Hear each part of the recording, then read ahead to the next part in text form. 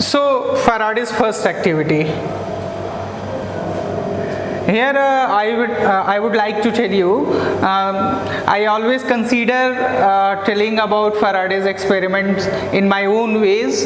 तो पहले फैराडे की एक्टिविटी के बारे में मैं बात करूँगा, फिर उन्होंने ऑब्जर्वेशन क्या किया और ऑब्जर्वेशन से उन्होंने कॉन्क्लूज़न क्या निकाला, और आपको एग्ज़ाम में भी इसी तरीके से लिखना है अगर फैराडे के एक्सपेरिमेंट को एलाबोरेट करने के लिए आया।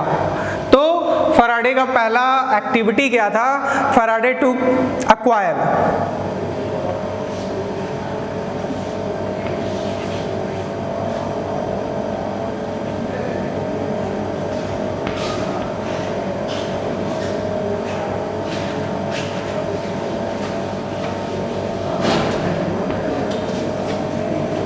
Faraday took a coil and a magnet. This is your coil which is attached with the galvanometer, and you know that what is a galvanometer? Galvanometer is a device which shows the presence of current as well as small potential. So it means you can measure with the help of galvanometer current as well as EMF. So he took a coil and a magnet. His first activity was when the coil and the magnet both were stationary. जब coil और magnet दोनों ही stationary थे तो उन्होंने observe क्या किया कि there is no deflection in the galvanometer. तो what was the activity? Activity was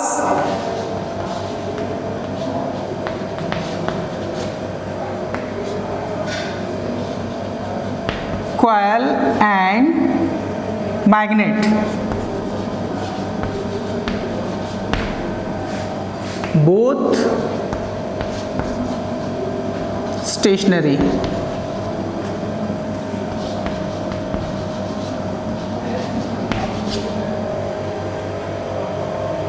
This was his activity, and what conclusion he came to?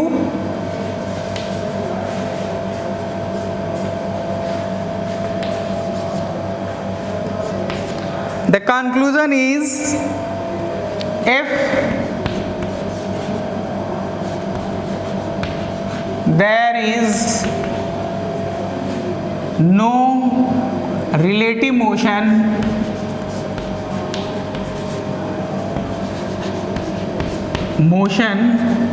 between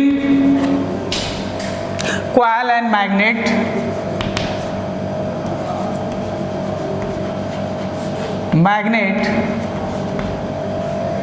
there will be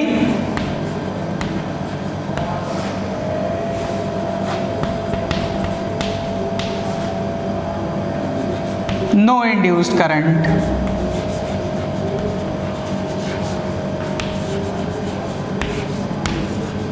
okay, अब सवाल उठता है क्यों? आप ये जानते हो, since it's a magnet, so the magnetic field lines will be associated with it. तो magnetic field lines इस तरीके से आप जानते हो क्लोज लूप फॉर्म करता है, तो ये आगे ऐसे जाके क्लोज लूप फॉर्म करेगा। ये फील्ड लाइंस हैं जो आप देख सकते हो कि ये कॉइल से गुजर रही हैं, लेकिन उन्होंने देखा कि when relative motion is zero, या आप सीधे कहो तो दूसरे शब्दों में कि रिलेटिव मोशन जीरो है, या आपका जो कॉइल है और मैग्नेट है वो दोनों के दोनों क्या हैं? स्टेशनरी हैं। तो उन्होंने देखा कि there is no deflection in the galvanometer, and he come to the conclusion that if there is no relative motion between coil and magnet there will be no induced current. तो क्यों ऐसा क्यों हुआ? ऐसा क्यों हुआ कि रिलेटिव मोशन नहीं है तो करंट नहीं पैदा हो रहा है? इसके बारे में हम लोग बाद में बात करते हैं उनके कंक्लूजन्स पे। तो जो एक्टिविटी है जो एक्टिविटी है वो क्या है, कॉइल और मैग्नेट वो बोथ स्टेशनरी हैं, तो उन्होंने कंक्लूजन निकाला कि if there is no relative motion between coil and magnet there will be no induced current. Okay, तो फिर उसके बाद हम दूसरे एक्टिविटी पे चलते हैं, सेकेंड एक्टिविटी। साथ में हम कंक्लूजन्स भी निकाल लेते हैं।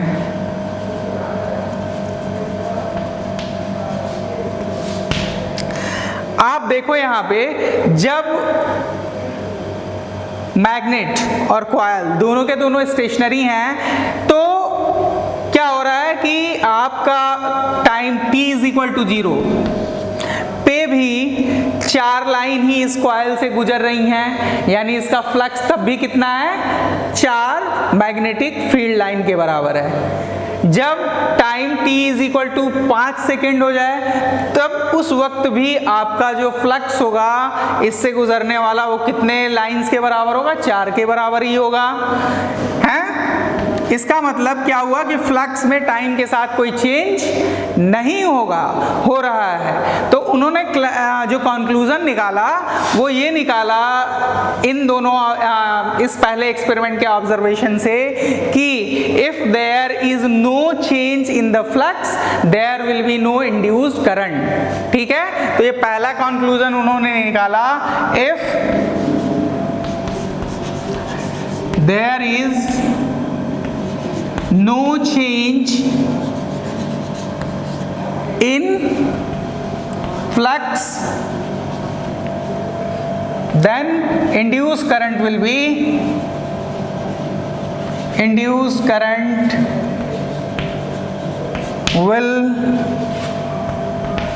be zero। ठीक है, और मैथमेटिकल तरीके से आप लिखें तो ऐसे लिख सकते हैं डी फाई, यानी what is D phi, change in flux. If change in flux is 0 this implies induced current I is equal to 0। Okay, here d phi is what, change in flux with, and this I is induced current is 0। तो mathematically आप ऐसे भी लिख सकते हैं। तो ये उनका पहला ऑब्जर्वेशन था। I think everything is clear.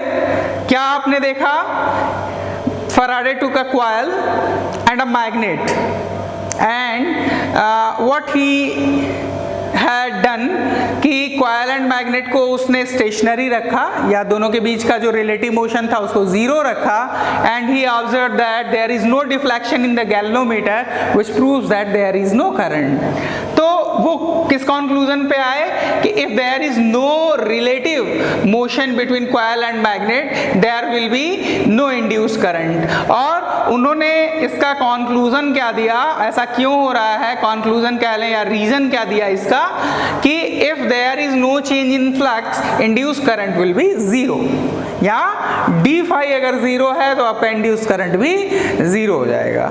Okay, अब आगे चलते हैं और देखते हैं कि दूसरी एक्टिविटी उन्होंने क्या की, सेकेंड एक्टिविटी के बारे में बात करते हैं।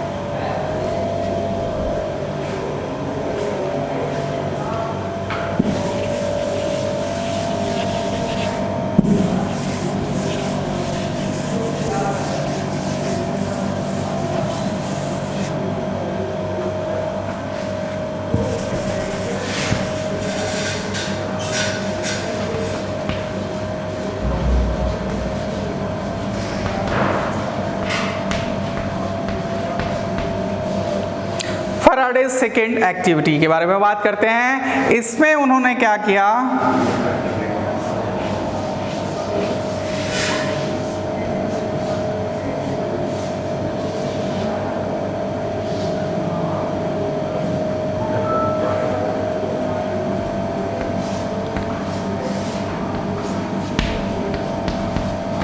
this time he moved magnet towards the coil और वाइस वर्सा कि मैग्नेट को भी वो स्टेशनरी रखें और कॉयल को मैग्नेट की तरफ रख ले जाएं, दोनों ही हो सकता है। तो दूसरी एक्टिविटी में उन्होंने क्या किया, एक्टिविटी क्या थी, activity he maintained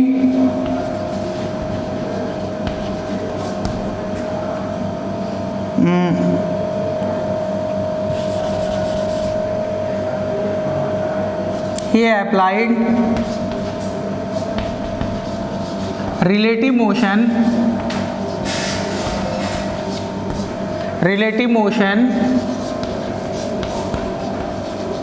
between coil and magnet। तो इस बार रिलेटिव मोशन है, ऐसा भी हो सकता है कि ये भी इस डायरेक्शन में जा रहा हो, ये भी इस डायरेक्शन में जा रहा हो, या ये और दोनों एक दूसरे के डायरेक्शन में जा रहे हों, या एक रुका हो और दूसरा चल रहा हो, किसी तरह का रिलेटिव मोशन मेंटेन है। तो क्या होगा इस पे हम देखते हैं। उन्होंने ऑब्जर्व किया, ऑब्जर्वेशन,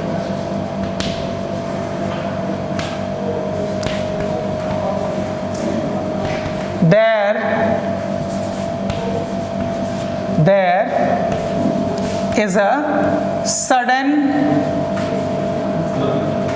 deflection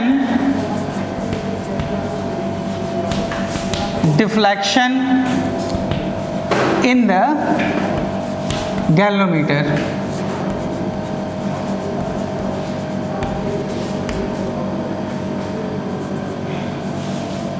हाँ, एक चीज और मैं यहां पे बता दूं आपको कि अगर आपका मैग्नेट इस डायरेक्शन में आ रहा है तो डिफ्लेक्शन जो है अगर इधर है, तो अगली कंडीशन में अगर आपका मैग्नेट दूर जा रहा हो, अब मान लीजिए अगर आपका मैग्नेट दूर जा रहा हो तो ये डिफ्लेक्शन क्या हो जाएगा, चेंज हो जाएगा, याद रखिएगा। तो इसकी डायरेक्शन के बारे में हम लोग बाद में बात करेंगे कि नॉर्थ पोल अगर इधर आ रहा है तो इसका डिफ्लेक्शन किधर होगा और करंट जो इसमें इंड्यूस्ड होगा वो किधर होगा, उसके बारे में हम लोग बाद में बात करेंगे। बहरहाल उस कंडीशन में इसका डिफ्लेक्शन कैसा होगा, इस तरीके का होगा, ठीक है। तो इज इट क्लियर? अगर रिलेटिव मोशन है मैग्नेट और कॉइल के बीच में तो you will see that there is a sudden deflection in the galvanometer and this deflection will change its direction if the direction of the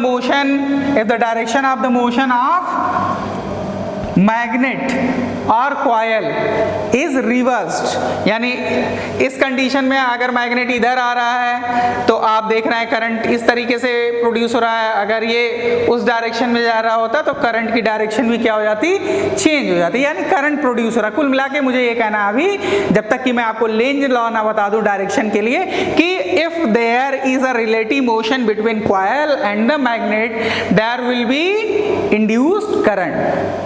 तो ये उनका observation था।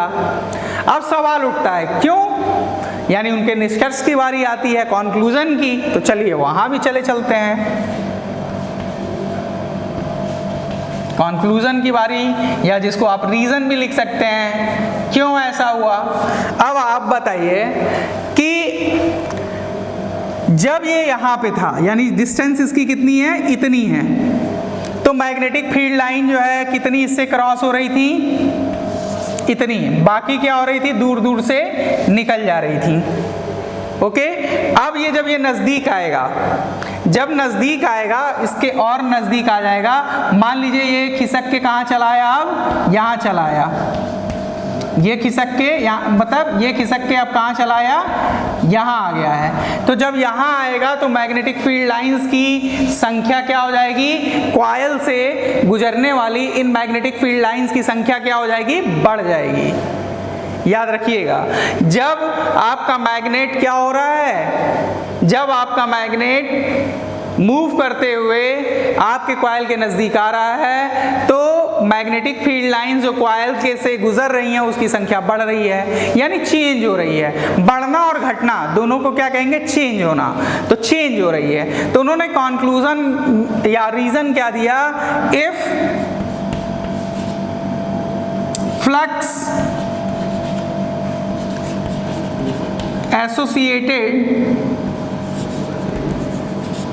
associated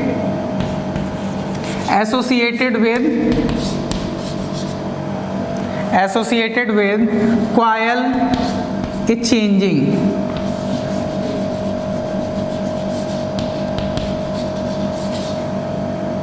It will give rise to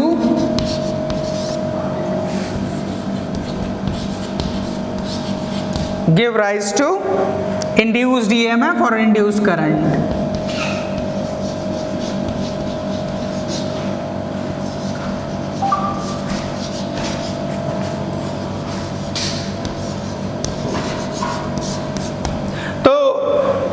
This was the famous experiment conducted by one of the greatest physicists, applied physicist. तो इस पे बिल्कुल clear रहिएगा, कोई दिक्कत होगी तो आगे आप डिस्कस करें। तो यही एंड कर लेते हैं इसको, है ना? हाँ, 45 हो गया होगा।